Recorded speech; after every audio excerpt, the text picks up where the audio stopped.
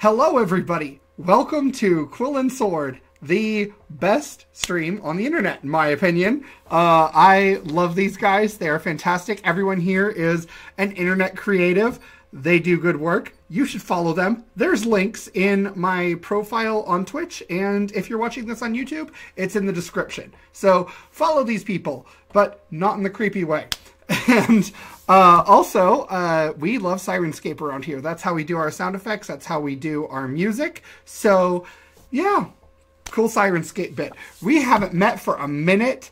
This is great to get together finally. So, we need a recap, because I feel like the recap's like super important for tonight specifically. So, let me use my trusty little die here. It is a D10. We're using it like a D5. Oh, it's SENITA. No. I don't know. I didn't get a chance to watch it because I was at work all day. When I came home, I was... if it helps, we haven't had a session since the Halloween one. That's what I thought. I was like, wasn't the last one we had the Halloween special? Yeah. Yes. It was. We had a Halloween special. Again? Well, all of us were on the boat, which is really Edmund, and Edmund had some performance issues. Really just ran aground onto this island after we were attacked by some jellyfish. He was very hurt, and we needed to find some way to get off this island. Vera. So, we started exploring the island because basically what we needed something magical to sort of let Edmund, thank you, sort of juice up and be able to get the ship going again. And so we found ourselves at a tar pit and a castle that was sinking. We completely circumnavigated the tar pit itself, which began the thread of the evening, which was completely bypassing the obstacles that Steven had planned for us, and then coming up with the craziest nonsense that should not have worked but did. Marissa, you're muted. Okay, so yeah, so we get into this castle, and wouldn't you know it, it was kind of like a skeleton situation. I can't remember what it was. Was it covered in like tar? Sort of. Yeah, kind of like just a weird goo situation, slowly decomposing, telling us to turn back. Naturally, we did not. You know, who would do that? Until, you know, like we kept going, and then we found a room full of chests. And naturally, one happened to be a mimic that we befriended, and then I'll let Robin explain that. Oh, God, I had forgotten about that. Yeah. How could you forget? You were the one who did it! No, I was the one that did it. I was the one that rolled absurdly high trying to, like, animal-kin a mimic, which we then proceeded to, because we're in Ravenloft. I don't know if anybody's mentioned that up until this point or not. Nope. But, like, we're in Ravenloft in this session, and we, like, need to get Strahd's amulet so that we can, like, devour it and get back home. So we had the mimic pretend to be Strahd's amulet, and he basically ran out and shook his fist at us while we ran away. Yeah, we had to do this insanely protracted series of difficult rolls to open his coffin, remove the necklace, place the mimic on it, close the coffin again, and not have him wake up and immediately kill us. And it worked! Yeah. We also were very friendly with his owl butler sort of creature. He was great. He was fantastic. Awesome. I feel bad that we lied to him. But, you know, we did what we had to do, so. Yeah, your guys' rolls were on point last time. So it was wild. We also burned through a lot of inspiration, those of us who stored it up. Yeah. Yeah. So, we are going to go ahead and get going with Quill and Sword.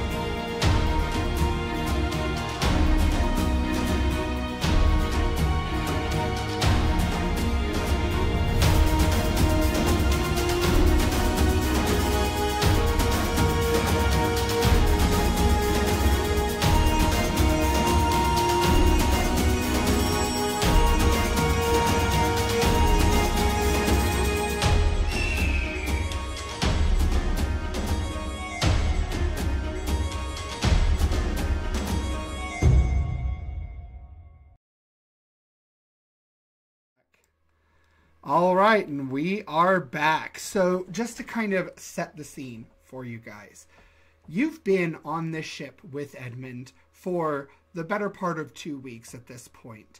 You've been traveling, you have gone to the Ile de Fer where you had the prison situation. Then you made it down to Darkwing Hold where the primary roost for the various gargoyles exists. And you have learned a great many things about this ship, not the least of which is that it is kind of almost stereotypically haunted. There are a lot of creaky boards in weird places, things go bump in the night, and it's just kind of perpetually surrounded by mist, which has helped a lot with avoiding things like privateers and whatnot. During this time, I don't know, does everybody just want to give a little brief description of kind of what you have done during your time on Edmund's ship? Please. We'll start with Nim. Yes. So, hang on, let me see if do I have this written down?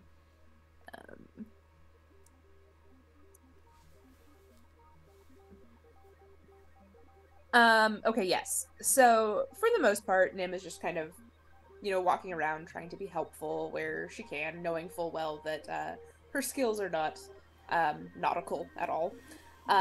So, it's giving Edmund a cinnamon roll or two whenever necessary, just, to boost morale. But also, chatting. And when Nim was at the Ile de Fer, do you remember going shopping and she bought some presents for Ben and Giselle? So she's just got this tome, that necromantic history that she just kind of peeks at every now and again just to see if there's anything there, if there's like a language to be learned. But for the most part, it really skeeves her out and she regrets purchasing it. But, buyer's remorse is what it is. So she's just kind of sitting with it, Okay. And who do you want to pass it to go next? I will pass it to Tempest. Well, Tempest, some strange stuff has happened to Tempest in this time. Her skin looks like much healthier. This salt air has been doing all kinds of great things for her. She actually has a little pinkness in her. She's not as, maybe ashen gray, dead looking like she used to be. And the most striking feature of all is that her hair is no longer black. Those purple roots have just have continued, and all the black has fallen out of her hair. So now she has purple hair. That's pretty great. Yeah. There's something going on, and of course, as always, she loves being on this boat, right? She's always running up and down the rigging and jumping around from place to place. Having fun in the salt air. So that's basically been what she's been spending the last 2 weeks doing. Wisp. Wisp has sort of taken it upon themselves to be the onboard shanty master. Not being massively into singing, but Wisp has been spending most of their time, playing out tunes for the crew in quotes, I guess, the crew to work to, while tapping out a beat with their hooves, and that has just been the most pleasant way for them to spend the time, because even though they're not getting seasick all the time anymore, still not a huge fan of boats, so keeping busy in this way makes it easier. I'll hand it to Mask. All right, so Masquerade has been, for the most part, keeping tabs on the and map, because, it's pretty good for showing us where we are at this present moment, and it keeps updating, and it's saving us a ton on buying maps where we're going. And I do not feel stupid at all for making the trigger word and also practicing flying, especially if the weather is inclement, because, I didn't grow up flying around everywhere.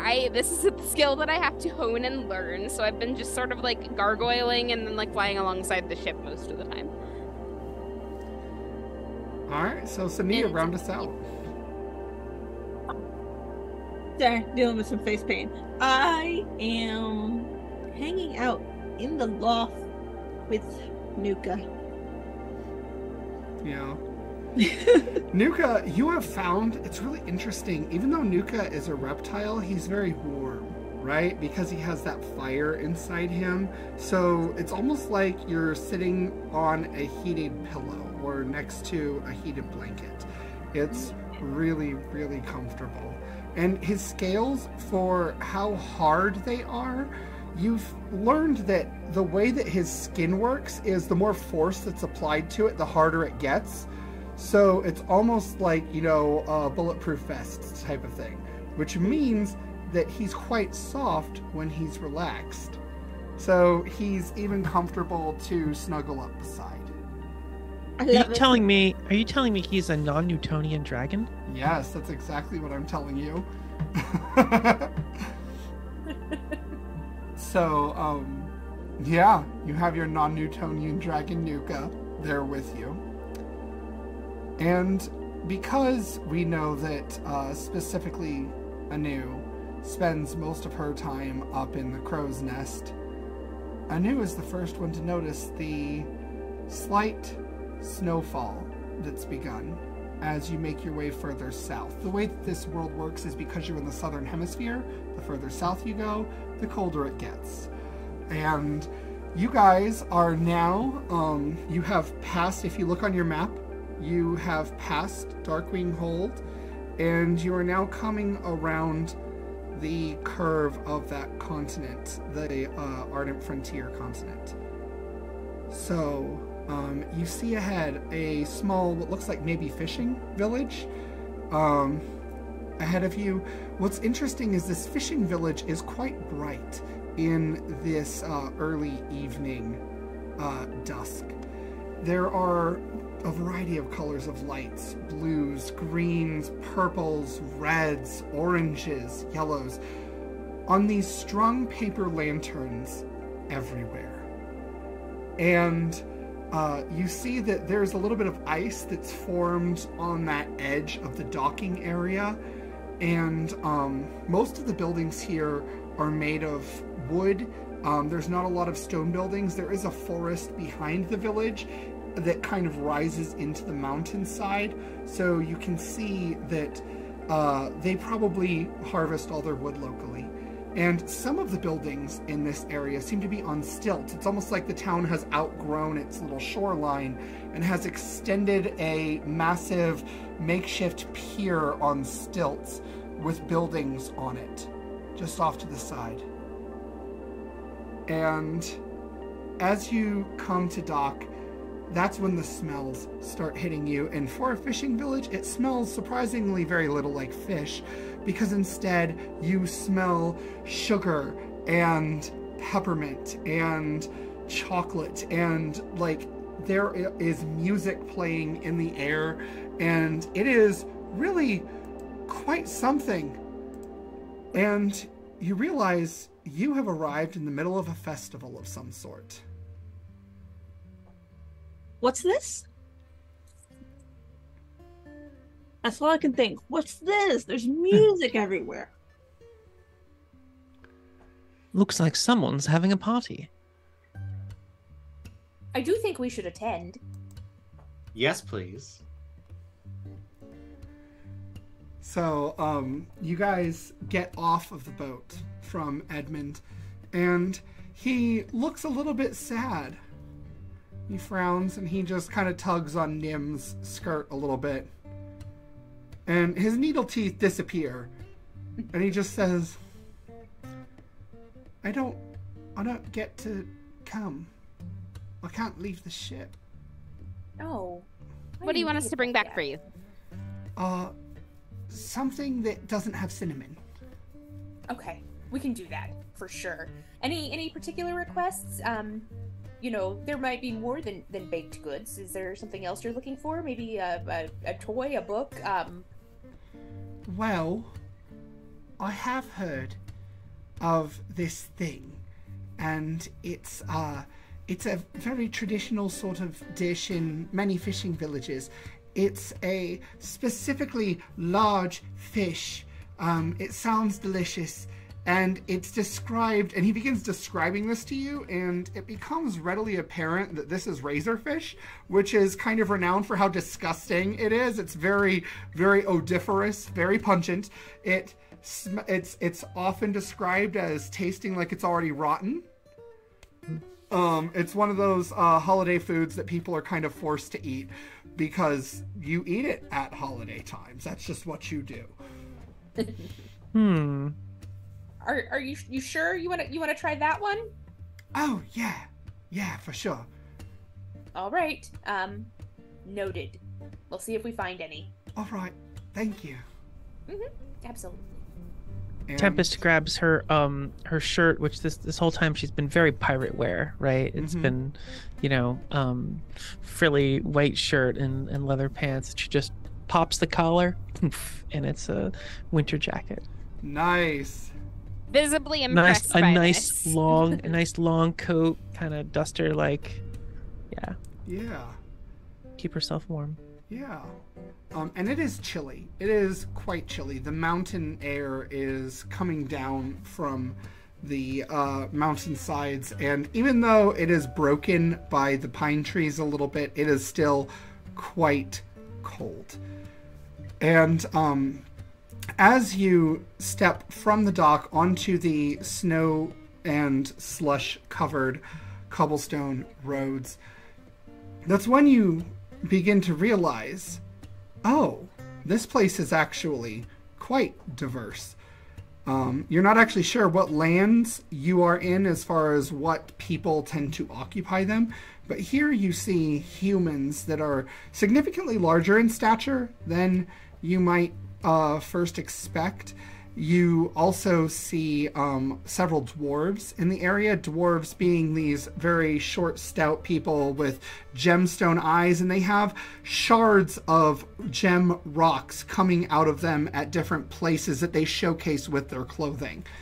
Their clothing tends to match whatever their colors are of their gemstone. You also see some, it looks almost like if a woolly yak were humanoid and standing on two legs. They are wrapped in different layers of cloth, and some of them have these wide, almost conical at the top, reed hats that accommodate their horns. And you see a gargoyle here and there. And it's really quite something just how many peoples are here. You also notice there are some bird folk, which is a new species you haven't encountered yet. And there is one in particular who is a white feathered owl-looking person with these robes draped over them. And they sort of have their taloned hands folded in front of them as they walk rather regally down this road. It seems that the animals have largely been put away in this village for the time being to accommodate the many street vendors and temporary bazaars that have popped up in the area. 100% I am gonna grab Nim's sleeve and be like, did you see that? Did you see that person walking through here, the one with all the feathers? That is so cool. Oh, do you think you could? Are you gonna try? Maybe. I think I like the gargoyle better. Yeah. No, I mean I like the wings. It's fantastic. No, it is very cool. I'll probably try it. It probably just won't stick. I'm so jealous. I wish I could have wings. It's pretty rad. I'm sorry, there's nothing I can say to make that better. It's awesome. No, it looks fantastic. So, as you guys are walking through these streets, you come upon the main town square, and over and kind of around this fountain in a piazza, you see there is a wicker cat that has been constructed. This thing is massive. It's about 4 stories tall. It has these eyes that are carved out of what looks like massive slabs of wood and have been crudely painted red and orange. The thing looks ferocious, even though it is modeled after a house cat. And it has a single paw just raised with these long nails that are coming out of where the claws would be. Well, that's ominous. Would I recognize like any sort of cultural significance of this wicker cat or like holiday tradition? Go ahead and roll a religion check or history, your choice. What have I got here? If you're letting us roll history for this stuff, I should start rolling soon then. Okay. We got a 19. 19. So you know that this is the Shadow Cat. The Shadow Cat is a creature that is said to come into the town and eat children who have misbehaved over the course of the year. It is said that she slinks through the shadows and comes up from the darkness, dragging children into the abyss of blackness, where she consumes them after toying with them like mice. Okay. It's really quite dark. And you would further know that this wicker cat is part of a week-long festival that celebrates the defeat of the wicker cat when it that caused it to only eat the bad children. And so to culminate at the end of the festival, they will set this wicker cat on fire. Okay. I share that with everybody. And also the side note that I think, you know, it might cause some psychological damage. I don't know if it's great to tell kids about this wicker cat situation, but you know what? I'll allow it. It's, you know, a cultural thing. I don't support it. Today, I found out about the Swedish goat, that the whole tradition is that the townsfolk try to set it on fire, and I've been obsessed with it all day, so the fact that this is a thing happening in this game right now is wonderful to me. So, after Nim says that, Wisp is going to kind of shrug like, I was raised on stories of all kinds, warm and light and supportive and harrowing and dark. As long as it's established as being only a story, I don't see the harm.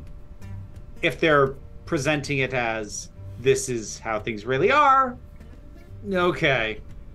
But a story's a story. Let's hope it's just a story. Yes, let's. I mean, if it's not just a story, we're probably going to end up fighting a cat tonight, so... That's just how our luck goes. Mm-hmm. I'm not being pessimistic, I just know us. That's what every pessimist says. I'm just being realistic. Okay, fine. But if we do end up fighting that cat tonight, I fully expect you to eat those words. And some of the fish that we get.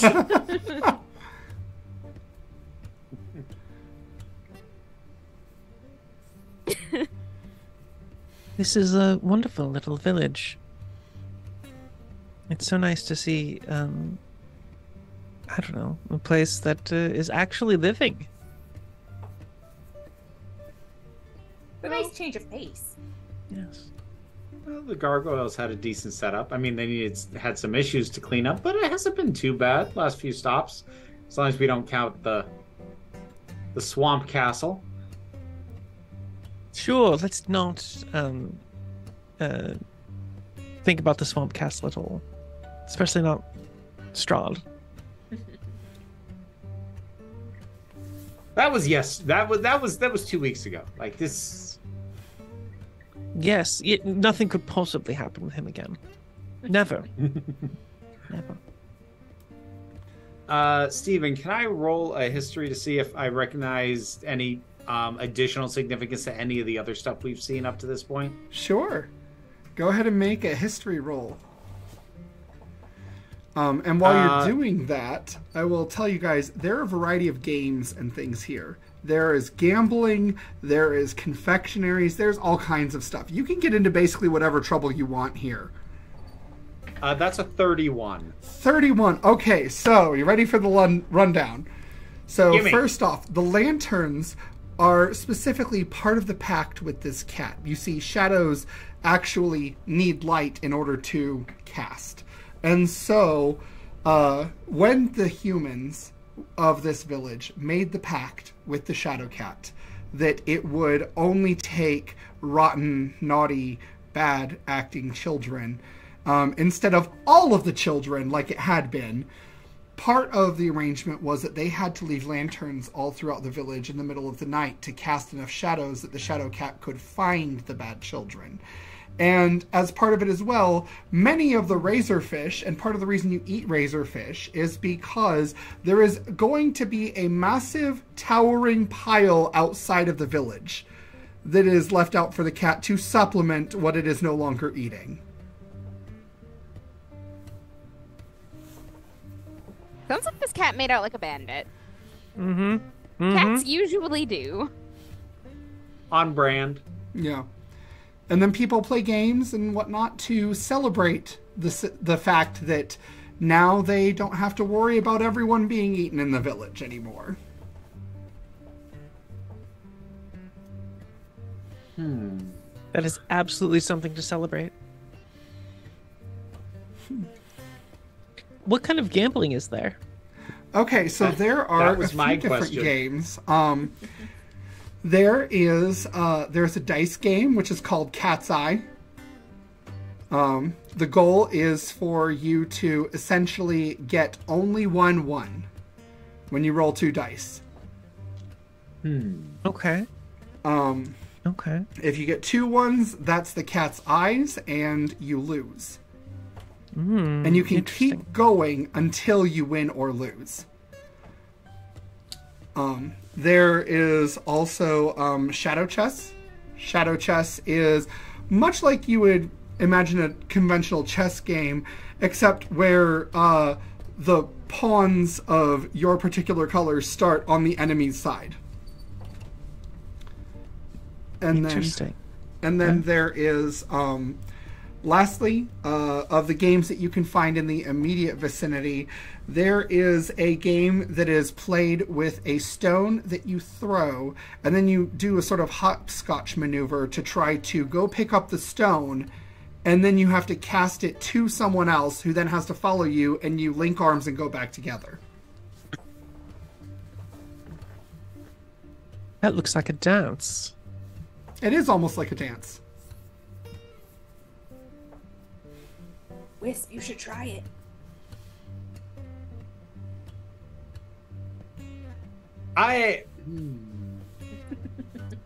Maybe. Wisp is eyeing the dice at present. Okay. So As do you is want Tempest. to actually play? Sure. All right, so get 2d6. The second one here. All right. You can Tempest is roll also very until you interested. get you can roll until you get only 1-1, but you must roll both dice together each time. How much are you wagering? Hold on. Let me see how much cash I even have. Well, oh, hold on. First of all, what's the payout? Is it double or what are the odds? The payout is double. Payout is double. And the standard going rate is a silver piece, so it's quite low. This is not a high stakes game. This is a street game. Normally, how many silver to a gold? 10. 10? 10. I'm gonna wager 5 silver. Okay. So like more than is normal, but not like please rob me. Much more than normal. Nope, that's a 3 and a 4. Ooh, that's a 1 and a 2. Hey, you win. So because you got it on your second time, you get double and another of it again because you got within your first 3 times. Ooh. So that means I make a total of 15. what? You give 5, you get back 15. Okay. I was gonna say you don't make me do math. Dang it. Okay. Tempest will also try. Okay. Yeah. This game? Yeah. All right, go for it. Grab your 2d6. 6 and a 3. That's no ones. So try again. 3 and a 4. 3 and a 5. 1 and a 4. 1 and a 4. You win. How much did you wager? I forgot. Oh, I did the same as Vera. Okay, so 5 you silver. get 10. Okay, cool. So I made 5. You made 5. Yep. I made 5. Cool. Anyone else want to try any games? I feel good. I'm good right now. I want to play hopscotch. Okay, you want to play the hopscotch game.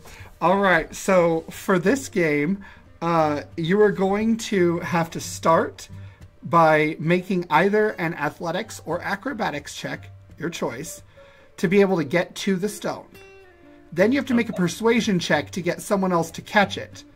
And then they have to make an athletics or acrobatics. And then together, you both roll athletics or acrobatics, and the furthest away from 10 is the result you use. All right, let me in on this. And do we add our normal modifiers? Yes, you do. When I was at the Ren Fair, I bought this mini set of dice, so that's what I'm going to use. Okay. So you said acrobatics or athletics? First, yes. Okay. Either or is fine with me, because I got... So that's just on a d20? Yep. Which one of you is going first? I'll go first. Okay. So, I'm sorry, say what we're aiming for again, what the goal is, before I make a choice. Okay, so your DC for the first roll is a 10. Oh, super easy. You guys are professional adventurers, and these are designed for children. Children and villagers. Okay, that's fair. I literally can't fail this. Okay. That's a dirty 20. Dirty 20. So you just describe how you choose to follow this little bit of a spiraling hopscotch board. So it starts with an actual kind of hop and a little bit of skip on the hooves, and eventually started adding in cartwheels and spins and a little flip, and not kind of keeping it very tight and controlled, not filling about, but way more than is necessary. And several children just erupt with cheers of glee, and they start dancing around, singing and chanting. Did you give them your name or no? No one's asked me my name yet. Okay. Would they have asked at the start of the game? They wouldn't ask, but they would hand you the stone, so... Unless somebody introduced themselves to me first, no, I wouldn't know. Okay, that's fair. So they just start chanting and cheering for the fawn. And you're trying to pass it to Anu, right? Yes. So you already know Anu, so take advantage on your persuasion check. Advantage on the persuasion. Yep. All right. So that... Oof. That's not great. That's a 13. 13. So you need a 12, so you succeed. So you successfully pass the rock to Anu while staying frozen in place on your square. I was kind of hoping it failed so I could just be like, why should I take the rock? All right. And I'm rolling athletics now? Or acrobatics, your choice. Oh, yeah. Yeah. Okay. Love it. 21. 21. All right. I'm pretty sure I did that math wrong, but whatever. Describe how you go around this spiraling path to get to Wisp. Okay, so it's like a straightaway, right? Is there any obstacles around it? It is just a spiral of squares, and there's 2 and 1, so you have to go, like hopscotch, basically. Okay. I'm doing... I'll do off and on where I'm doing a front flip, I'm going to do a side cartwheel flip, and then I'm doing a back flip when I get to Wisp. Okay. And so now you guys got to go together. The result that's furthest from 10 is what you use for athletics or acrobatics. I'm rolling athletics again. Okay. So that is a 19. I got an 11. All right, so you use 19. I'm sorry. I got a 18. I know how to do math. You use an 18. Okay. So you use the 19 still. So as you guys lock arms, you then twirl and flip, and it's quite impressive.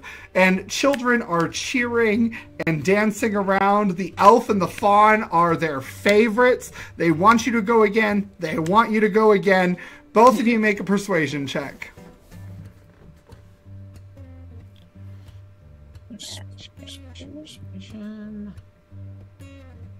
That's a 22. 22. That's a 23. 23. Okay. So, both of you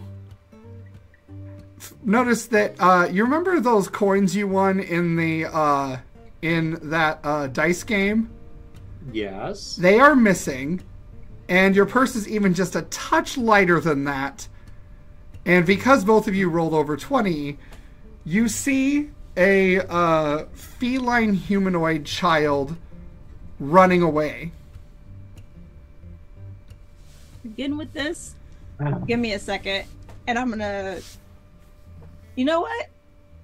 I'm gonna do this even sneakier sneak. I'm gonna call out Nuka and have him follow the child.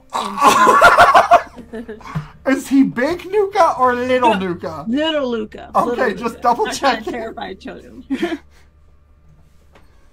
Okay, so you guys watch as Anu flicks this orb and it explodes into this tiny little cute dragon that just like glides and flits as he and follows around the corner of this building where this child has gone.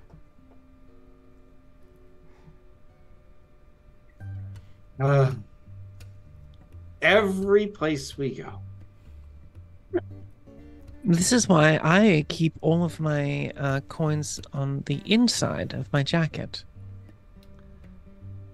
So do I normally, Steve, that would have had to have been a pretty impressive pickpocket roll on the part of that kid. 22? Yeah, that'd do it. You do notice this kid is Aslari, which is a little weird for, you know, being away from the group, as it were.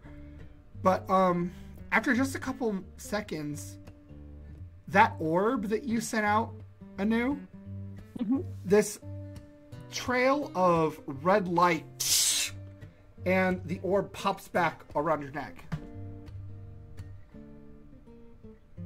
What was that? Having a clue. Excuse me. And I take off towards where I saw Nuka fly. Okay. I'm gonna follow. All right. Now you can go ahead and roll Arcana or Investigation for this, because it's your amulet, and you've experimented with it a little bit. We'll see if you figured this out. All right, let's try Arcana.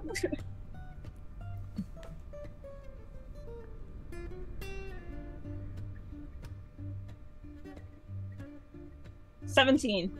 17. So, you realize that, this only happens if Nuka is reduced to 0 hit points, mechanically speaking. If he gets killed or otherwise defeated is when this happens. Okay. Now I'm angry. Someone's getting beat.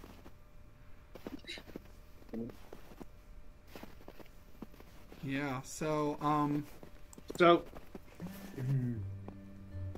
want to ask a question, but Wisp wouldn't know this, but I kind of want to ask it on Anu's behalf. Does Nuka's HP scale with size, or would Nuka have had to take a crap ton of damage? Like, would Nuka have been easier to swat for being small? Nuka is easier to swat when he's small. Okay. Yeah. That's okay. He only has like 10 hit points when he's little. Oh, that's fine. I had a paranoid feeling that, like, if he retains full hit points at any size, then what the hell are we running into? Okay, that's fine. I'll follow. Yeah. But, yeah. You do notice, when you round the corner, there is no child there in this alleyway. The lanterns cast some, like, dark purple shadows.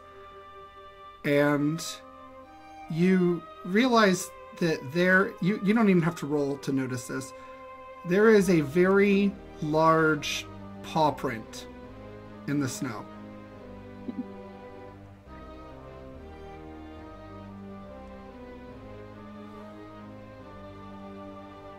Is there... Can we... Guess who's gonna have to eat the nasty fish dish? I will eat my words. I am not eating that fish. Is it just one paw print, or... You only see one, but it looks like it's coming away from where the shadows of the alley are cast. I want to send my dancing lights down the alley. Okay. How long's the alley? It is about 30 feet long. Okay, then I can hit the end of this easy and just to see if there's anything. As the shadows coalesce, you notice that there's only that one paw print in the alley. There's some, like, garbage pails and whatnot that would be taken away. But there's not even any doors, like side doors to these buildings in this alley.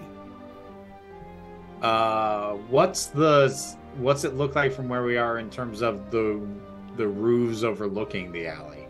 So the rooftops, most of these buildings are 1 or 2 stories. Like I said, they're made of wood. They're nice. They're like log cabin style. And they do have stone chimneys. That being said, there is enough snow accumulated on these rooftops. You would be able to see if there was evidence of someone having been on them. Can I scale the chimney? Sure.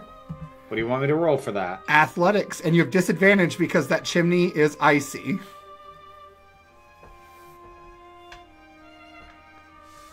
I rolled the same thing both times. That makes it a 35. 35. You easily get up there. It's not even an issue. And the snow is untouched on this or any other rooftop. Oh, goody. I'll work my way back down and I will inform anew. Let's see. Alright. I don't feel like hanging in this alley anymore. I'm gonna go back to the general area and very decidedly not tell Mask right now because I don't need the gloating. I have that thing where I can see invisible stuff, right? Mm-hmm. Is there anything around here? Ooh, good question.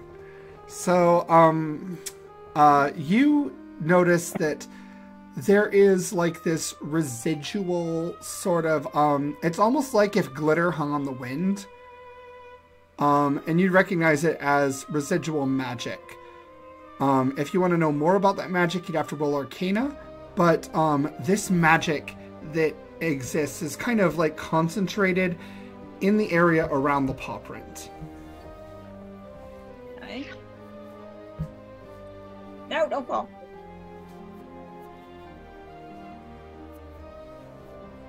$15. 15. The magic is illusion. So it's like the big paw print is an illusion, or is an illusion hiding what made it? yeah. Okay, I got it. Let me see. What does everything look like around here? So the buildings are like log cabins, and the streets are paved with stone. It's snowy, it's slushy. It's more snowy here, slushy toward the port. There is street vendors everywhere, so it's real easy to get lost in a crowd. The crowd is pretty diverse. There are hanging lanterns of various colors everywhere. Sometimes it's patterned, sometimes it's not. You are currently in an offshoot alley from the main piazza where the wicker cat is erected. Okay. Steven? Mm-hmm. You said that Anu kind of picked up on illusory magic. Mm-hmm. Did Anu pick up that it had been cast previously, or that it was currently active? That would require a higher Arcana roll than what she got. Okay. Can I dispel magic in the alley regardless? Sure, you can do that.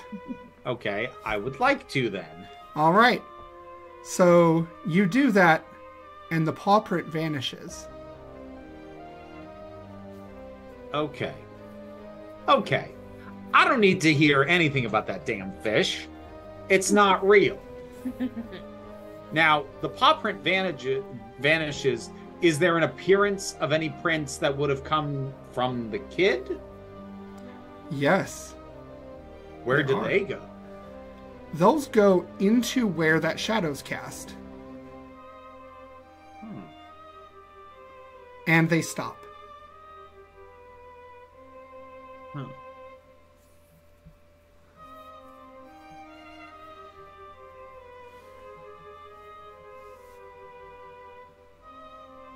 And guys, I want to put dancing lights there again.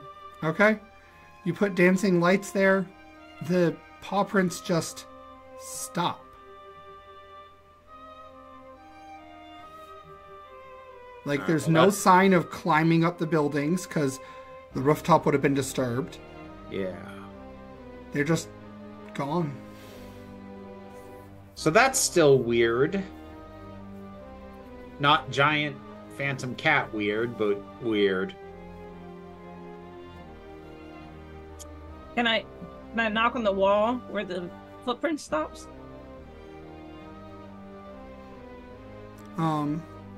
Yeah. You knock on the wall. I'm not even going to make you roll for it. The wall's solid. There's no secret passage here.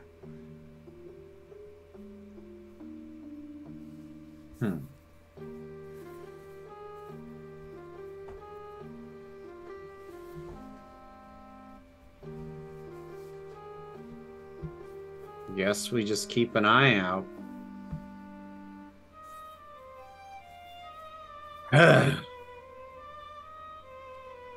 Never just have a nice time.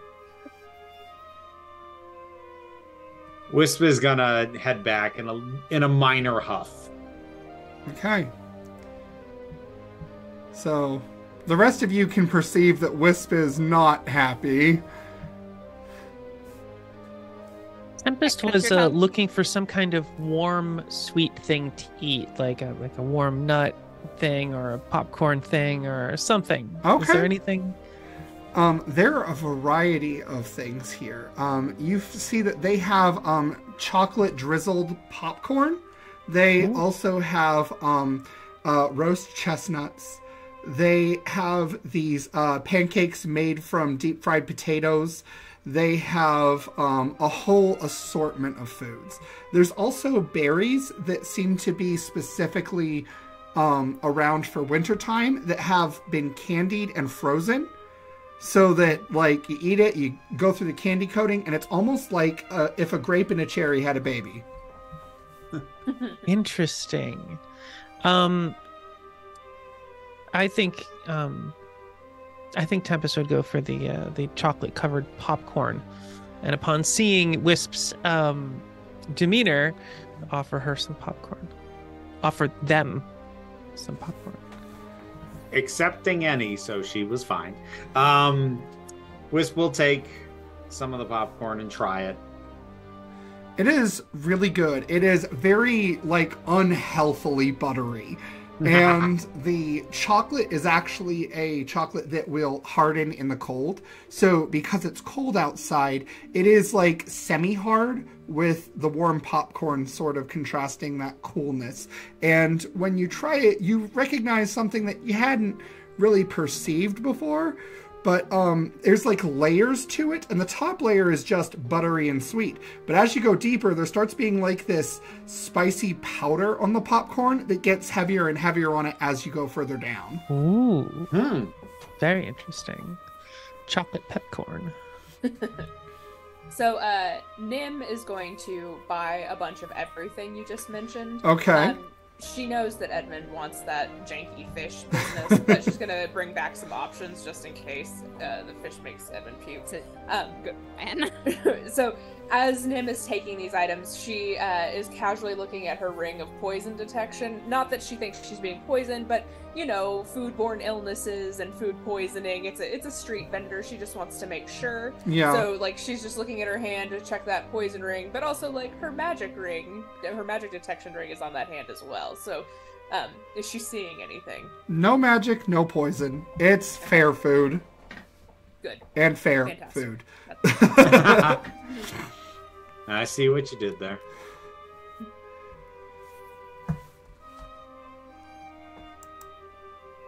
So, Steven, I have sent you a list of the things I'm looking for while I'm shopping, but Masquerade is being very cloak and dagger about this whole, like, market thing and just disappeared Okay. to look for things.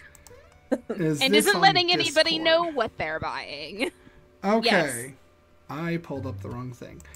Discord doesn't like running when OBS is running, Oh, so no, we'll I'm sorry. see I'll how send it this to you on the other goes. thing. It's okay. I will just copy paste. Cool, thanks. Much appreciated. But while they're doing that, for the rest of you, you do notice that there aren't really any Aslari here as such in the crowds. I mean, it makes sense, right? But for specifically Anu and Wisp, that little ebony black Aslari child that ran away is just a little bit like sticking in your mind, you know? Like, you'd think you'd find someone else here. Let me look and see what I got sent. Absolutely can find that first thing. I'll need an investigation roll for that one. Easy. I imagine this list is stuff like a PlayStation 5. Okay, so go ahead and give me an investigation roll for the one thing just to see if you find, like, how nice of a thing you find. And then I'll send you secret whisper messages back.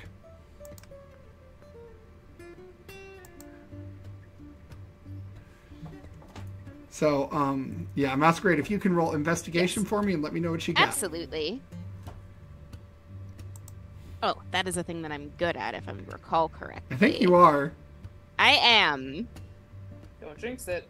I have inspiration. Okay, we did jinx it. Love it. 23. Wish that happened for a combat. 23. So, I will type you a quick little whisper message. Fantastic.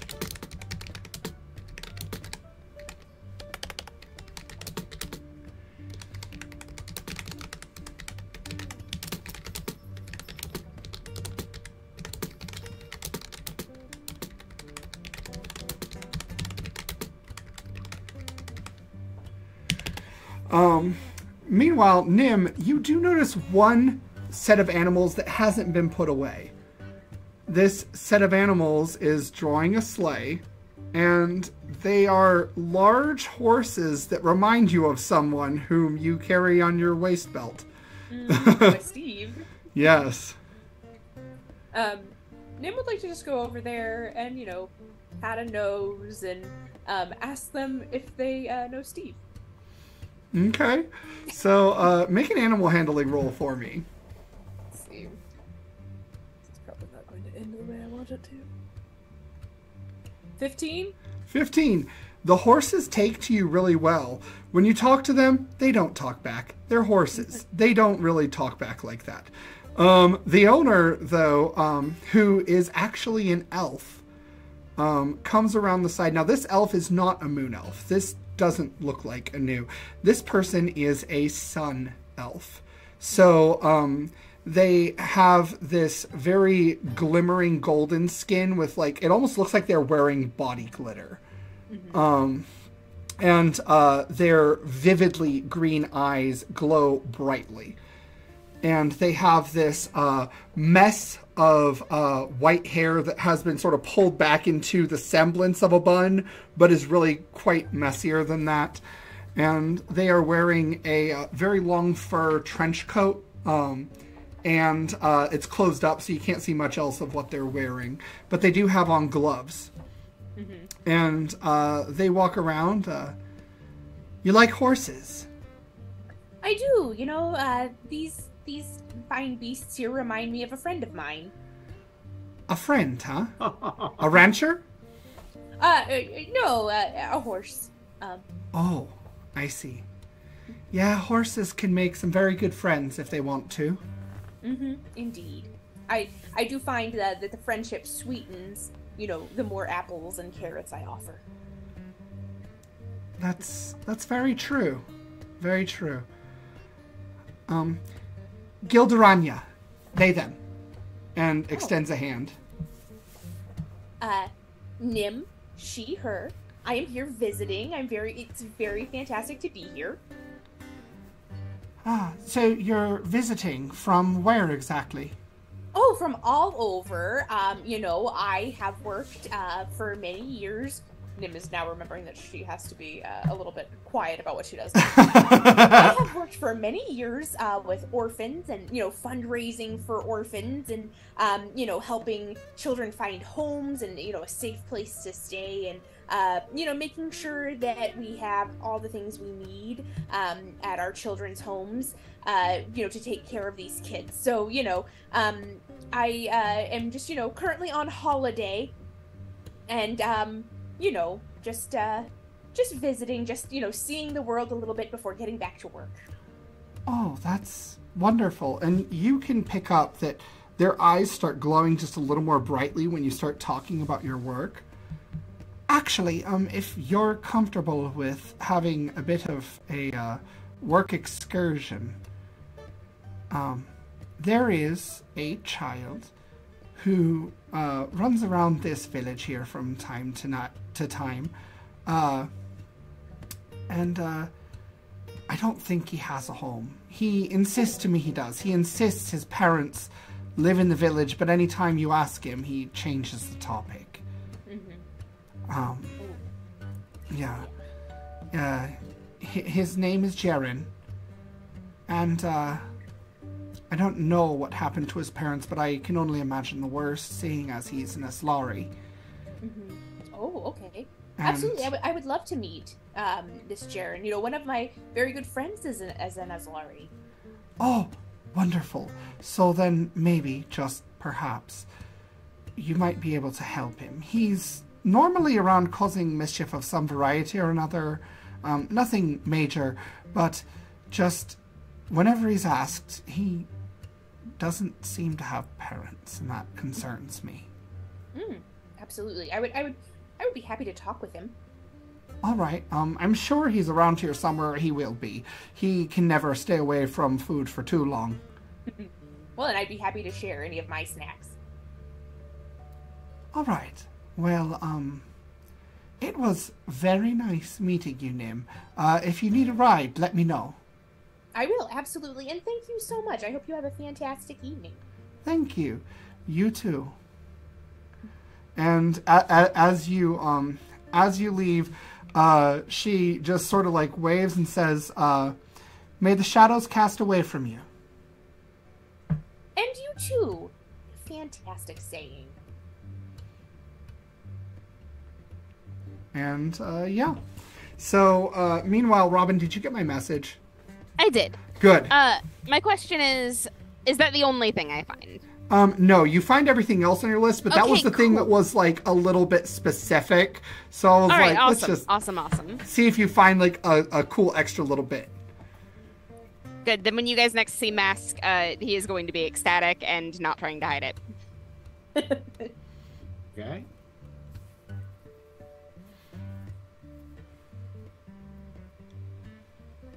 Are we all reunited at this point? Yeah, you guys are all reunited here in this town square. You've got everything, and anyone who wants to make another perception roll can do so.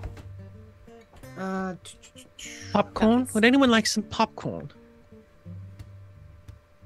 I got a 16 on that roll. Perception. Yeah, I might try it. 16. 6. 14. 22. 22. Okay. That one might do it.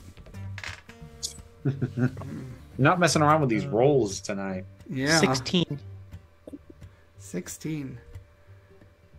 Anu, you're the only one to pick up on this.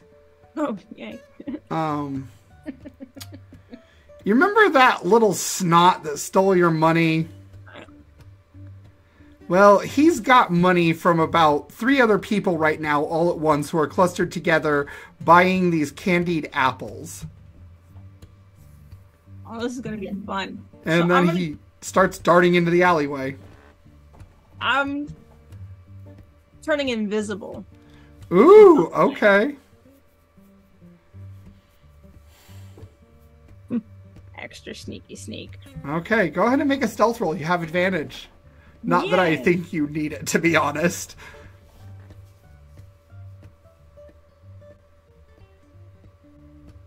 23. 23. So, you watch. You sneak over easily enough.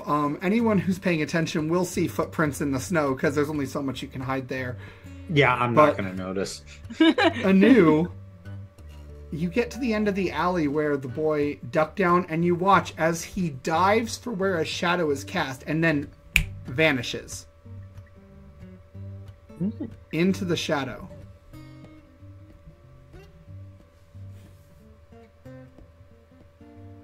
Is it magic? I'm gonna go back and ask Tempest about shadow magic. Okay. Think I gloated prematurely.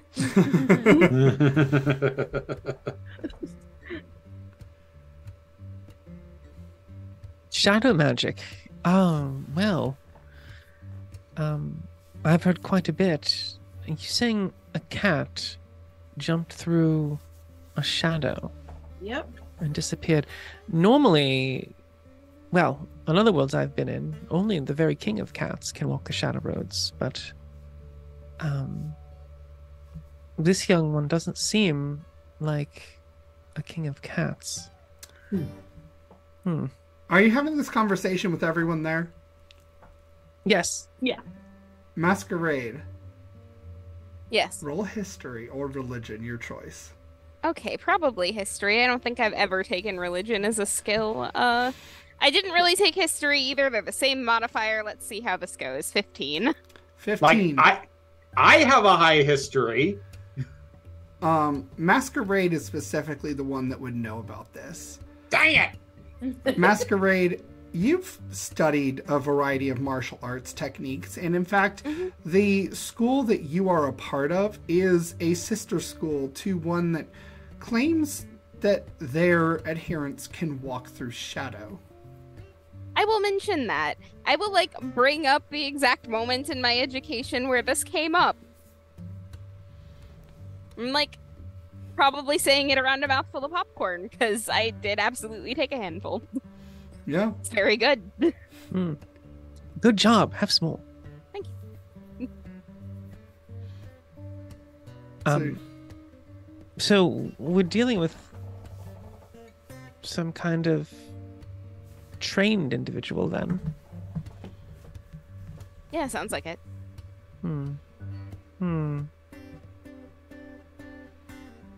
Why is that unusual? No, it's just if you're going to be trained, then why are you pickpocketing people. I just immediately look at Anu. You're the one that would have the answer for this. Okay. It just seems like there's so much more that you could do besides petty theft. I mean, Anu does not, of course, stoop to petty theft. No, it's always very impressive theft. Yes, always. Nim, where you're standing, you have a vantage where you can see the front gates of the town. This, it's almost like the entire town is surrounded by a fence of logs with like an archway with gates that swing open into the inside. And you see a small, what looks like humanoid black cat wearing a sparse fur jacket walking out of the village, not into it. I'm gonna follow. Okay. So Nim just starts walking out of the town square. I'm following. Like, I don't at first until I notice what's going on, and then it's just kind of like craning the head all the way around and then wandering without saying anything because, hey, all my friends are leaving. Okay. Wait, where is everyone going? I don't know. Okay, I'll follow too. Tempest shrugs and continues. Are you guys being stealthy? I am. Okay, Nope. roll stealth. So like there's one person in the middle of this group being stealthy. This train of people, and there's just one in the middle. Crouching, partially translucent. I got a dirty 20. Dirty 20. So, Nim, since you're at the front, you're the primary one to see this. The kid's just kind of walking nonchalantly. Just happens to glance back a little bit. And then their eyes make an insight roll. All of us are just Nim. Just Nim. Hang on. Because this is pretty Yeah. subtle. That is a 25. Nim, their eyes affix to behind you. If you follow their gaze, it's on Wisp. And then the kid breaks off into a sprint. You notice a tower of rotting fish outside. It's casting a shadow in this lantern light from this single yellow lantern that's hanging on a pole next to it. The child dives and vanishes into the shadow cast by this pile, and then reappears about 60 feet further on in a shadow cast by a tree. Ooh. And darts into another shadow of another tree and starts doing this weird, like, hopping, diving sort of thing as they disappear into the pine forest. I'm gonna turn back. You scared him away! And then I'm gonna book it as fast as my little unstealthy, unathletic legs will carry me into the pine forest. Oh, we're No, chasing this kid? totally Oh, valid. we're chasing this kid. So, Steven, Yes. like distance-wise, how far away has this kid gotten?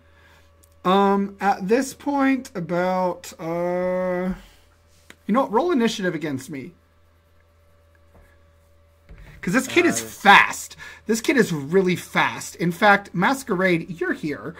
This kid has been professionally trained as a monk. That's a 23 on initiative.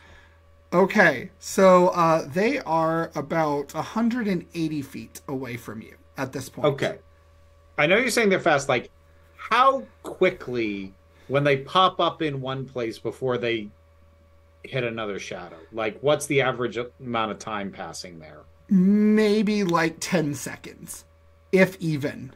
Oh, okay. I can work with that.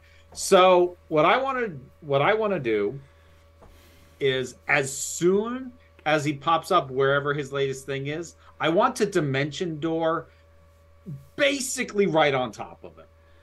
Okay. And can you take me with you? Because you get to choose somebody, right? I don't know if I can with that one. I think that's. I think- Let me double check. While that is being checked, I will point out that if I take the dash action, I can move 90 feet and then Misty Step as a bonus action, so I can like get to the other side. Okay. Like kind of. So Tempest, I can bring one creature my size or smaller. You are larger than me. I can't take you. Oh no. We are both medium sized, right? That's what it means. What is? I mean, how precise are we doing this? It's not precise. Well, okay. I'm sorry. Obviously, it's Steven's call, but I believe Steven. it's. Yeah. I'm gonna say yes. Good DMs say yes. So okay, if you are literally within, I grab your hand range. Fine. Yeah. If you're not, I'm not holding up to get you. No, that's fine. Just grab fine. me. It's cool. Fine. I'm grabbing Tempest, and I am dimension dooring. And when I say on top of him, I mean that kind of literally. I want to like basically show up a couple inches above his head and land on him. Okay. So you can do that easily enough. You land literally on top of this kid. Like, this kid pokes up from a tree shadow and realizes, shoot, there's not a lot of other tree shadows further up because there's a clearing. So starts booking it. This sparkling portal just opens on top and drops the two of you on top of him. Ugh. Where are you going? Let me go! I'm not going anywhere! Let me go! Well, you're not going anywhere now. And, does a 16 hit your armor class? Nope. 16 doesn't hit your armor class. So this kid, you feel Steven, it, though. You are not accounting for this freaking belt you let me have. 16 is not even close. That's valid. He also rolled really poorly. But you feel it as he, like, does... He like, makes this symbol with his hand and he, like, hits you. And it's weird because you feel the force. It's way more force than this kid should be able to put out. Okay. I have a very simple solution for this then. You don't have damage because, like, he's little. No, that's fine. But I still have a very simple solution. I want to force cage this kid. Oh, okay. Here I was gonna be like hold person, but yeah, go on. No. With what this kid's throwing around, no, force cage. Okay. I mean, yeah, if you can fight like as a first level adventurer, then you would best be prepared to meet people as a first level adventurer. I don't care how old you are. Yeah. And you force cage him. Easy enough to do. And he's like looking around and he's like, you can tell he's looking for a shadow somewhere, but the problem is the force cage is made of light and it's snowy. So everything's just light here. Would you like some popcorn? I take some of the popcorn. So you're busy tonight, aren't you?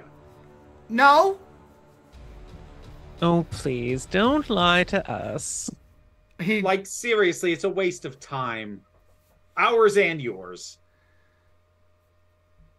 Steven, I'm still running that way. How long approximately do you think it would take for Nim to get there just huffing and puffing, holding bags of snacks? You get here relatively quickly. He actually does take about a handful of the popcorn through the force cage and just begrudgingly eats it. How's he dressed? So it's one of those things you realize the clothes he's wearing used to be really nice, but they're pretty threadbare now. Okay, I'm gonna like take my cloak off and like put it around this kid's shoulders because it are cold you out can't. here. He's in a force cage. Oh, like there's no passing anything through it at all. I mean, It has unless bars, I think. It does, but the gap is small. He was only able to reach through it because he's a kid. Like, I can decide how big that gap is. I have control over that. This is small I can decide gap. How big my hand is. That's true. How big's the coat? How flat can you make the coat? I mean, it's a cloak. We can like twist it and just thread it Go through. ahead. So you put the coat through and he just kind of looks at it on the ground and looks at you. And he doesn't trust you. That's fine. Like, I'll step back. Like, he like...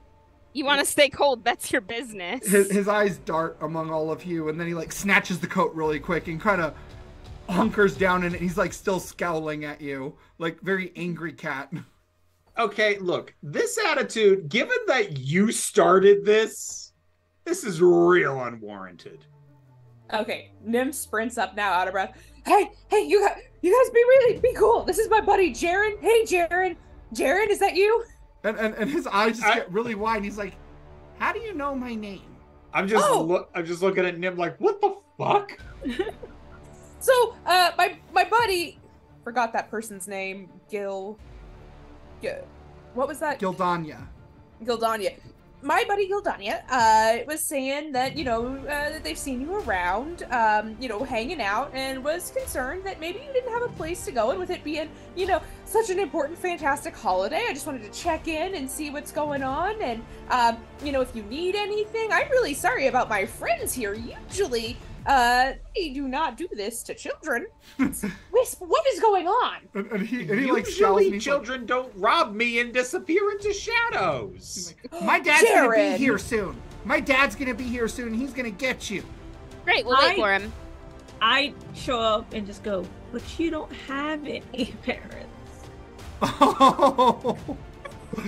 And Nim is like, no, not like that.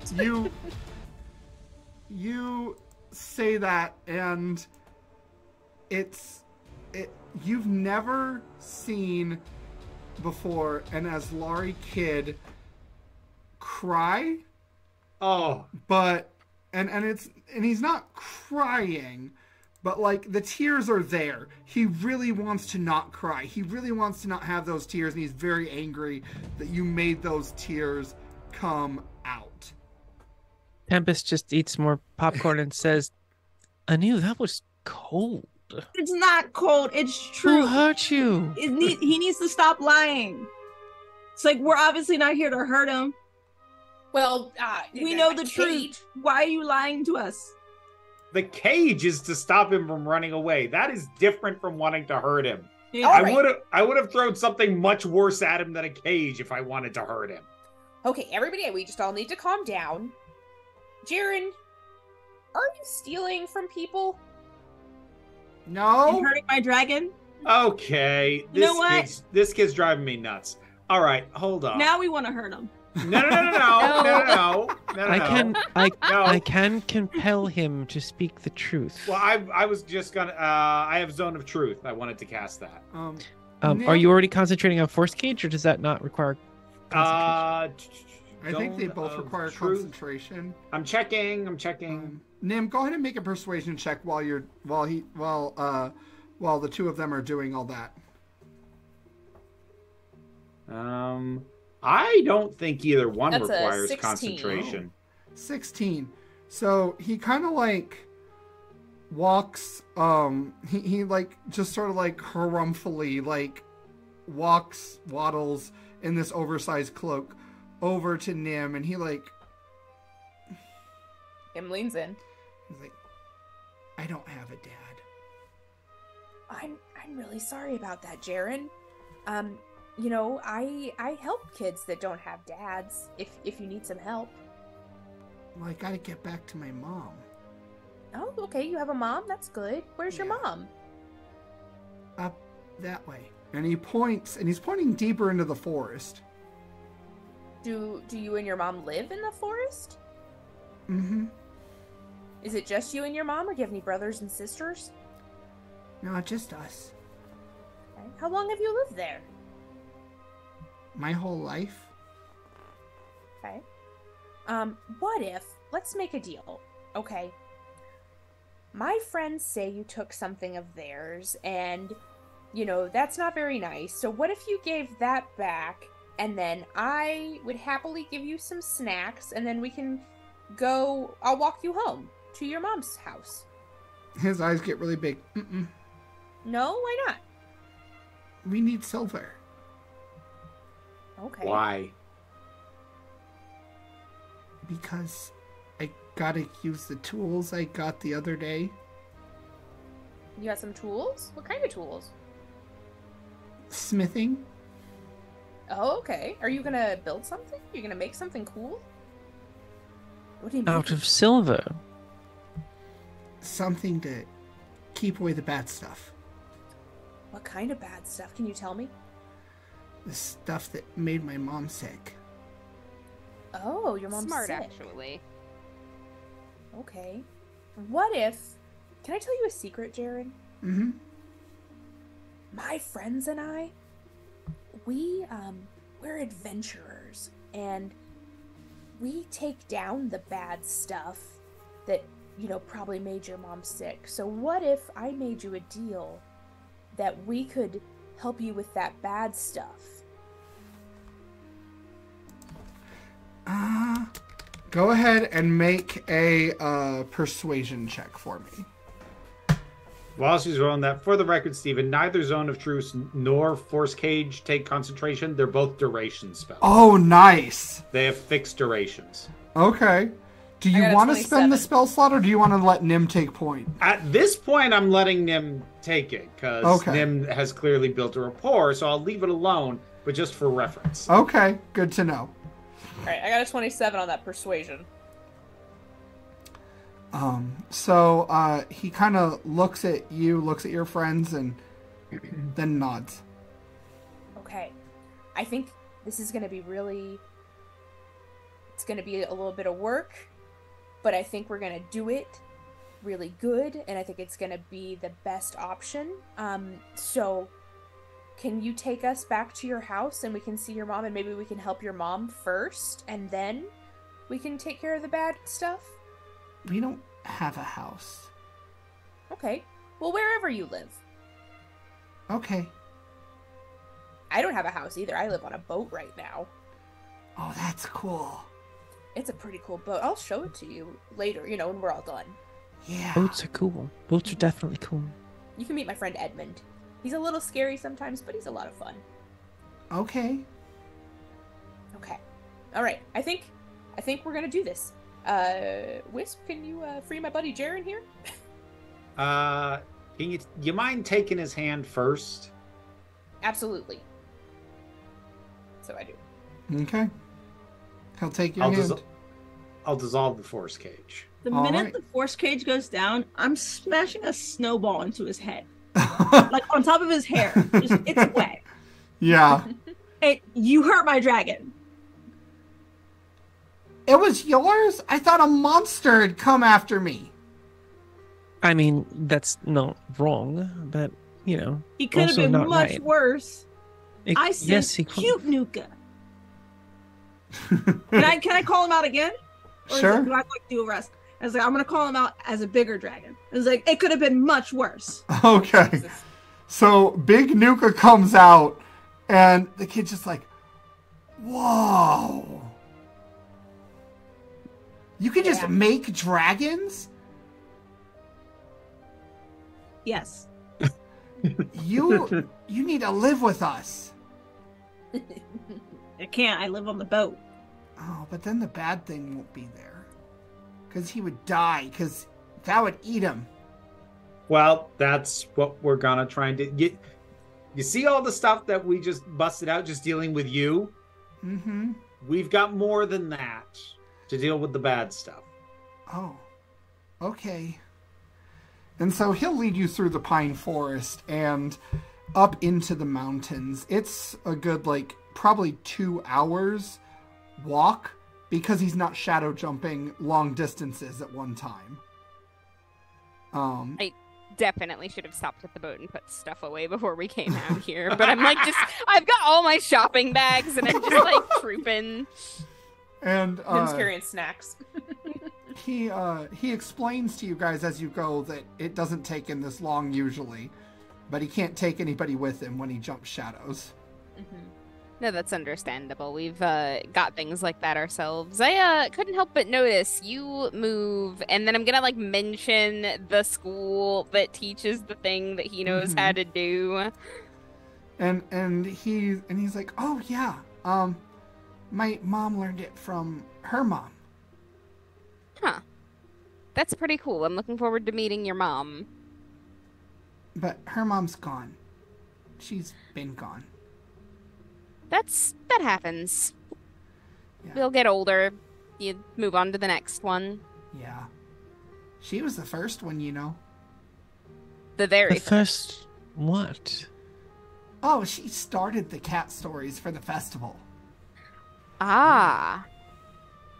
So you're the shadow cat now.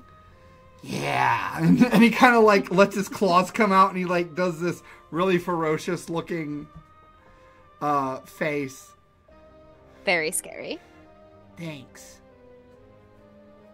But and so he just kind of like prepares you guys for the fact that they don't have a lot. He keeps coming back to the fact they don't have a lot.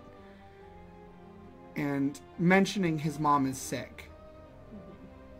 And so he has, to protect her, been not telling anyone. And you guys eventually come to this cave.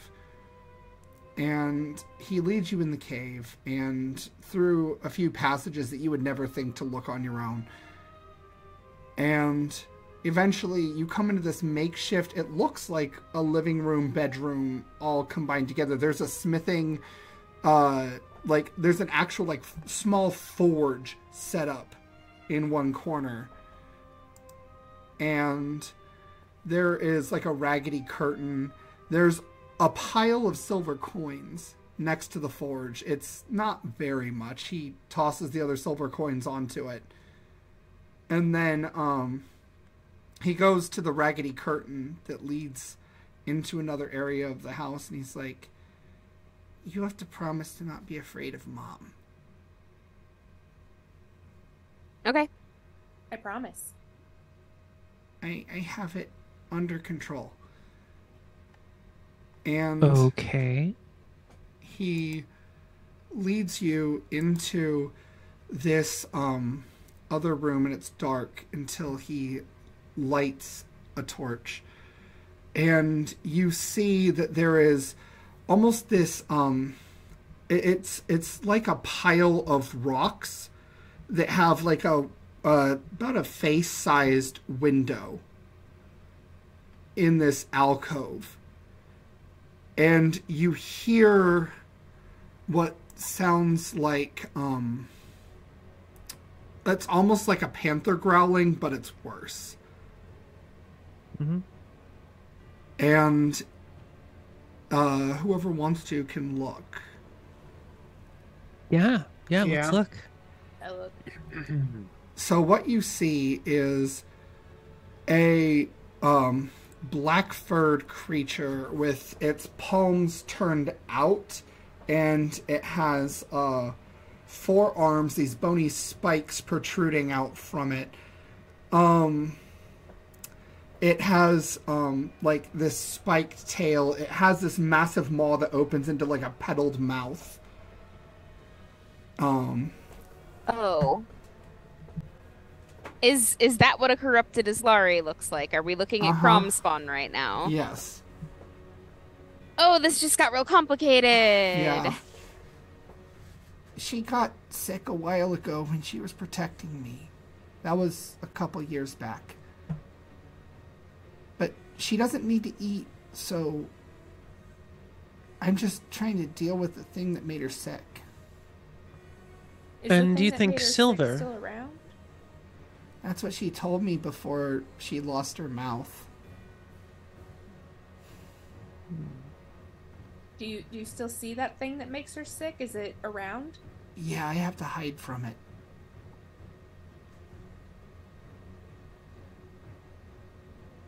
So, let me see here. So, Steven. Mm-hmm. I remember, I don't think they were as far gone as this, but you let me use Greater Restoration before to restore, I think it was some elves like way, way back. Mm-hmm. How restrained is she? Because unfortunately I have to make contact to try this. She's been turned for years, so she's not salvageable. There's nothing left to restore. No. Shit. Yeah. Karen. Yeah? Sit down with us a minute, all right? Okay. And he kind of like goes through the motions of being a host at this point, which is a little weird, but, you know, it probably was instilled in him. He gets a tea kettle and some broken teacups. There's 3 there, and he just kind of like looks between Wisp and Nim and says, "You two share." I'll get the cider that I got out when I got, like, because I got a lot of food while I was at the market too, so like I'll get out the cider and I will like contribute that to the conversation. And like, you have done an amazing job here, and it's a lot better of a job than most adults would have done, and it wasn't fair that that was asked of you in the first place. Well, I always have to. Like, we have to stay hidden, or they'll come and find us. That's what Mom and Grandma always said. The other is Laurie? Yeah. They're pretty tough. And there's quite a few of them.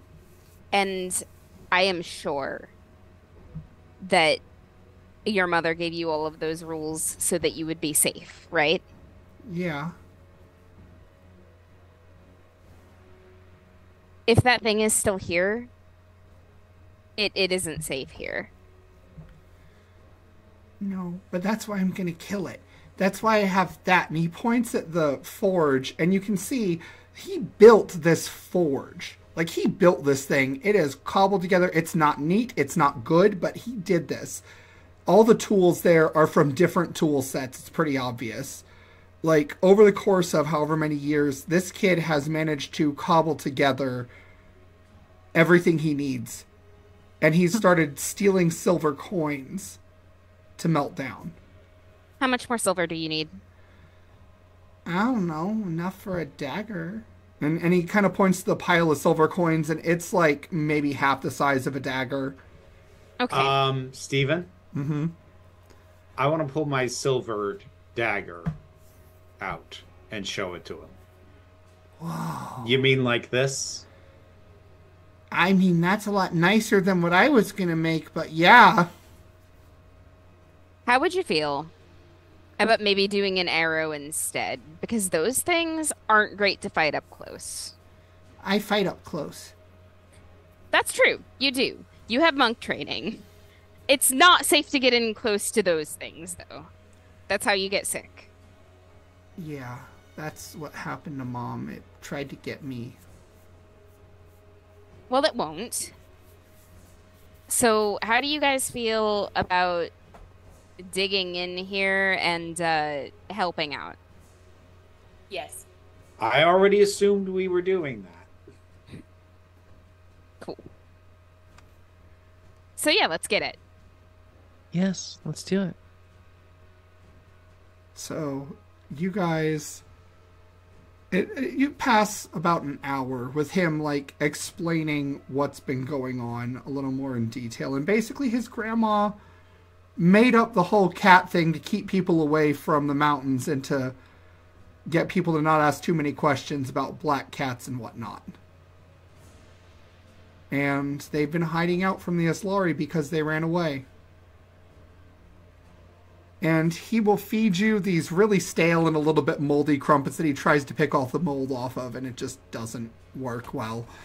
I'll get out like other food snacks that like, and I'm sure Nim has things too. Like it's fine. We'll be eating good tonight. We're good. We're all right. And he mentions that you have to be careful when the moon hits the high point.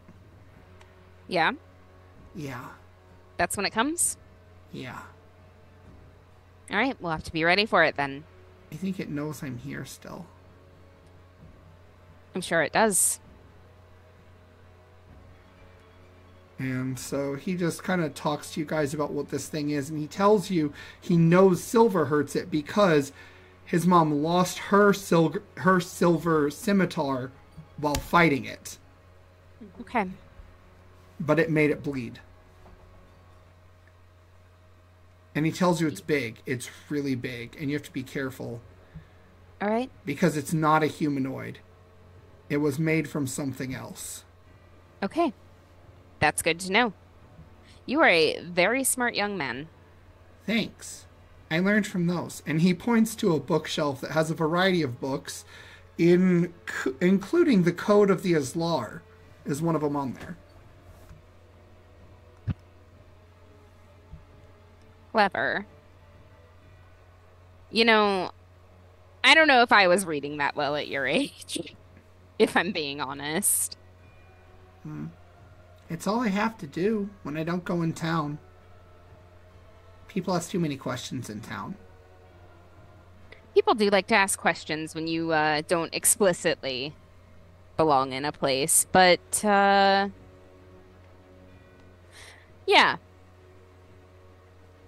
Yeah, I think you've done really well, all things considered. Like, better than most of the people I would have known. I am extremely impressed by this.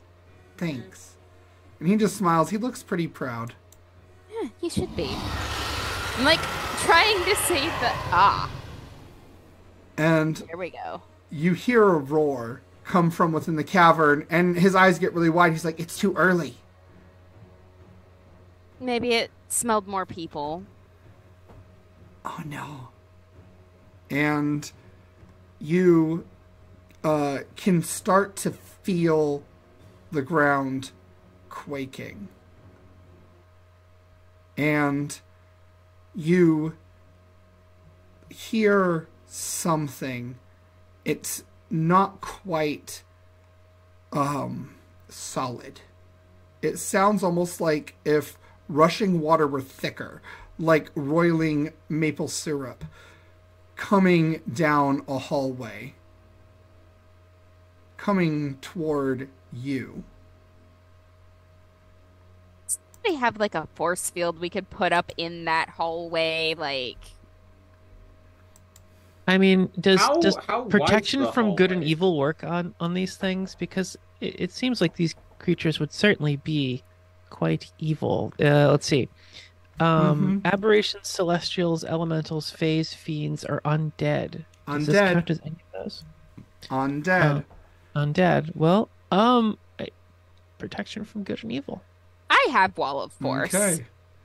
So you have Wall of Force, which is great because right in this doorway, this mass of what looks like black ichor in a roiling blob with bones sticking out appears, and it starts to form as these bones assemble on their own, the black ichor working almost like sinew to create a dripping monster, top heavy, with stubbed legs and a lashing array of tails, each with a skull on its tip. The head of the creature looks almost like a reindeer skull, but coming out and breaking the jowls apart is this massive petal mouth with bone needles. Yeah, I'm gonna go ahead and Wall of Force that hallway to give us a minute to prepare. You guys, do what you do. It unleashes this unholy roar. I hiss back. And it is initiative. Let's have it. But we will get that Wall of Force up prior to initiative. Oh dear. That's a 21 for initiative. 21. All right. I'm spending a luck to go faster, hopefully. Okay. I got a 14. Okay, there we go. So you got what? I'm sorry. I got a 14. Megan? 19 for 19. So, Tempest. New. What did Mask get? 10. 10. Okay. Masquerade going strong toward the back. What about Nim? 5. Nim. Got it. So, we are going to have the,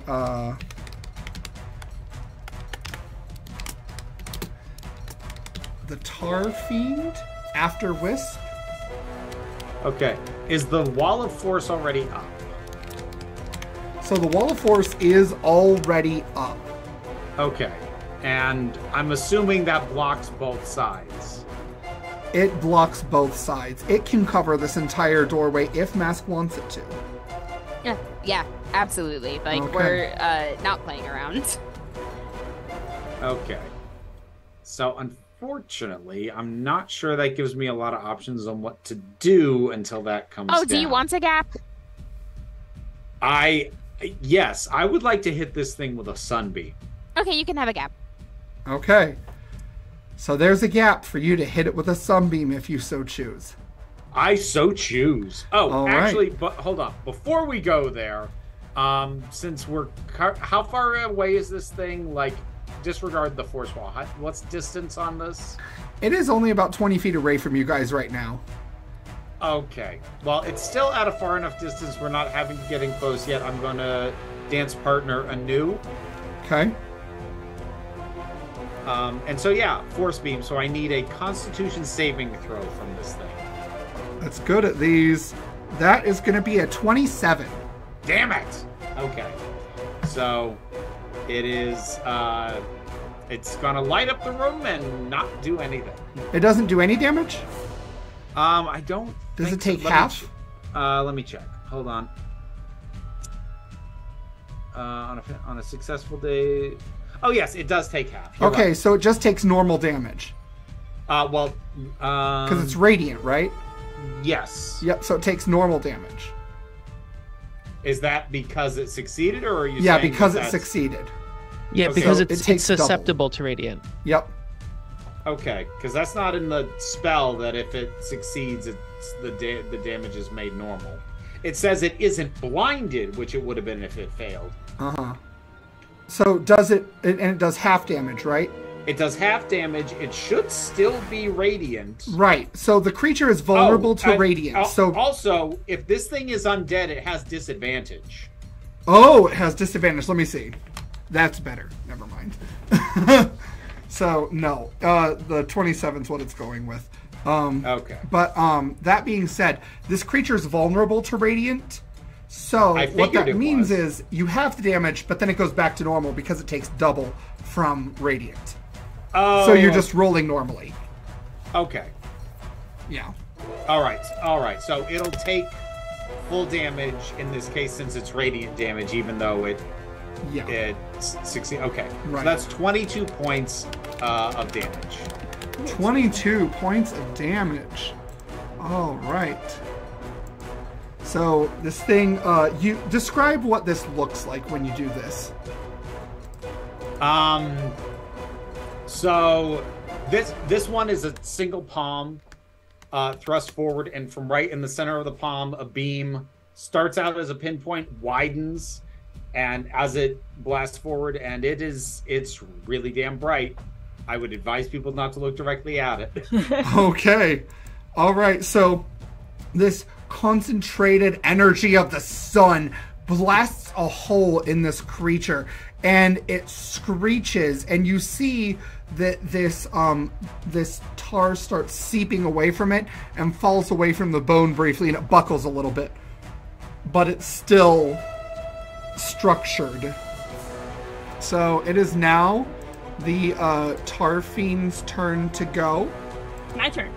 No, it's... No, the tar fiend got tied with Wisp. No, dance partner. Oh, dance partner. You're right. You're right.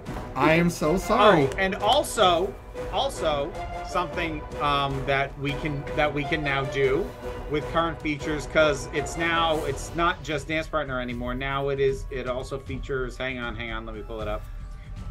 Tandem Grace, where me and my dance partner can change initiative order into going immediately one after another.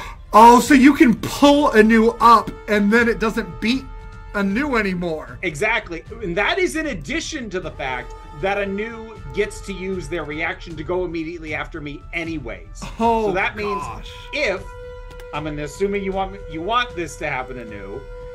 So that means that basically between me and Anu, we can get 4 turns in a row before this thing can do anything. That will be very useful for you guys, I given the expect situation. it will. Okay. So I'm going to use my bonus action, and I don't have any like super magic radiant powers, but I do have silver bolts that I'm going to fire. All right, go ahead and make an attack roll. Got to get a 15 or better. All right, hang on. Oh,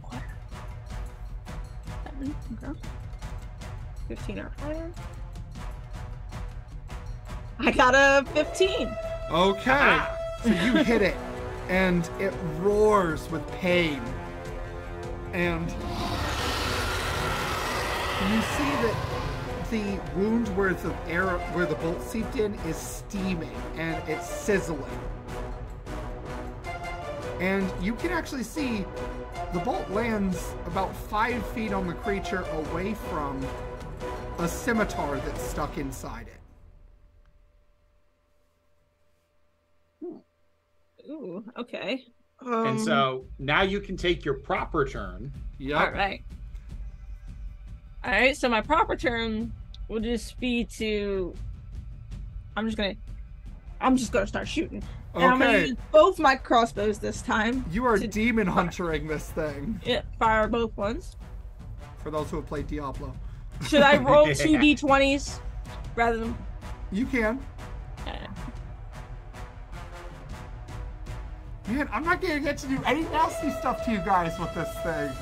All right, that's I got a nat 20 for one, and then a 14 for the other.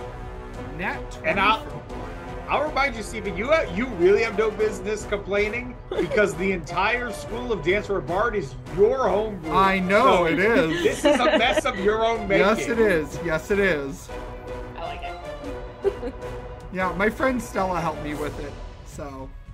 Thanks to Stella. I love this. Yeah. All right, so what's going on with my nat 20 hit? you just roll max. You do max damage, and then you roll again. So I'm presuming you want the first one to be your max damage, so you get your sneak attack. Yes. So how many sneak attack dice do you have? 8. 8. So that's 8 times their d6s. So 8 times 6 is 48. Plus the extra d8, which is another 8 from the bolt, which makes it 56. Plus your dexterity modifier. +2. +2. Okay, 58. So that is 58 damage. So this thing has taken 90 damage altogether from just what's gone on so far. So that's your base. Now you have to roll all your damage. Oh shit. Because of your crit. Okay. So I still roll the 8. Uh-huh. Yep. Roll all of it. Okay. Alright, hang on. Alright, so I was not expecting to need this many dice tonight.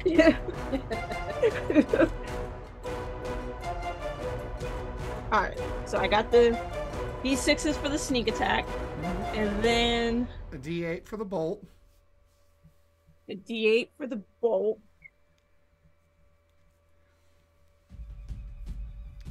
Okay, that's a D8 for the bolt. And then you add your 2. Or no, we already added your 2, I'm sorry. So just roll all that damage and add it up. Wait, my crossbow says it's a D6. Oh, maybe I'm wrong. So I'll just take 2 away, so it's back to 88. Like that matters at this point. Alright.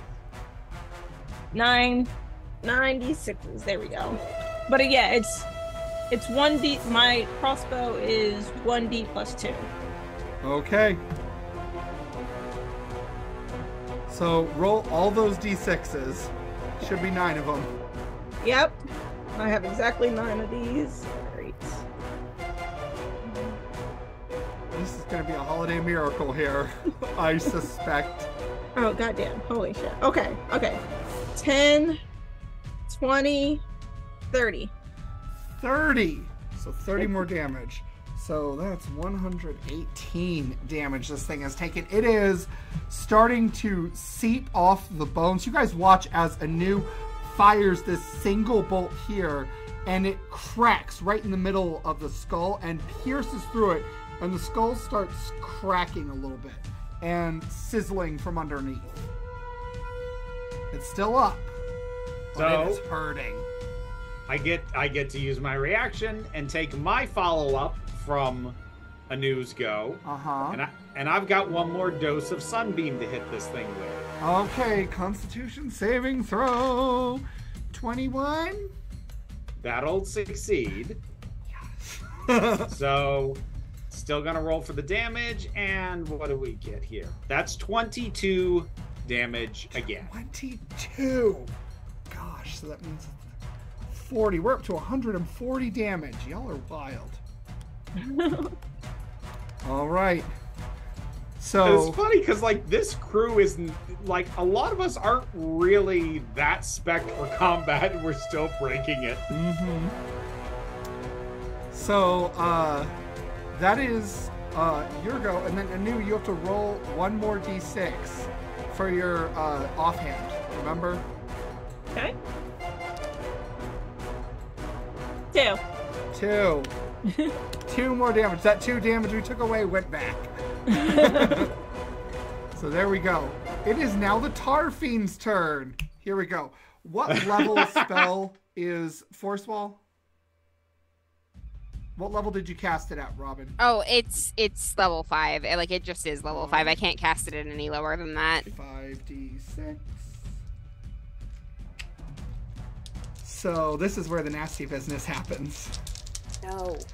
So you watch as the Tar Fiend leans into the Force Wall, and then the Force Wall starts sizzling and cracking at the same time as the creature envelops it, and then all of a sudden it shatters. Masquerade, you feel a backlash in your mind as it eats your Force Wall. Cool. And it recovers 22. No, chunk change. So it ate your spell and recovered 22 damage. We gotta be careful what we throw at this. And now it gets, that was just one of its legendary actions it gets to do. Now it gets to take a regular action. This thing is taking legendary actions at 10 at night. Yep. All right. And it is going to, you know what? We're going to hold it there. We're going to hold it on its turn. And we're going to open with this next time. Ah! Because I like where this is right now. Because this thing has too many nasty things to just let it die. Because we're trying to get through quickly. So I am so on board with it. So yeah, 2 weeks from today is the 21st, which is actually the time that my chosen family and I are celebrating Yule. Yeah. So, is everyone good if we pick back up after New Year's? Alrighty. All right, cool. So we will pick back up after New Year's with the conclusion of the holiday escapade and if this creature is going to turn anyone else. Because it can do that in a certain way.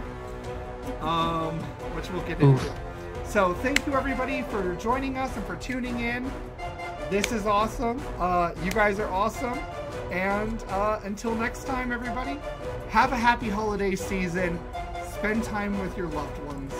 And whether it's on the page or at the table, tell your story your way.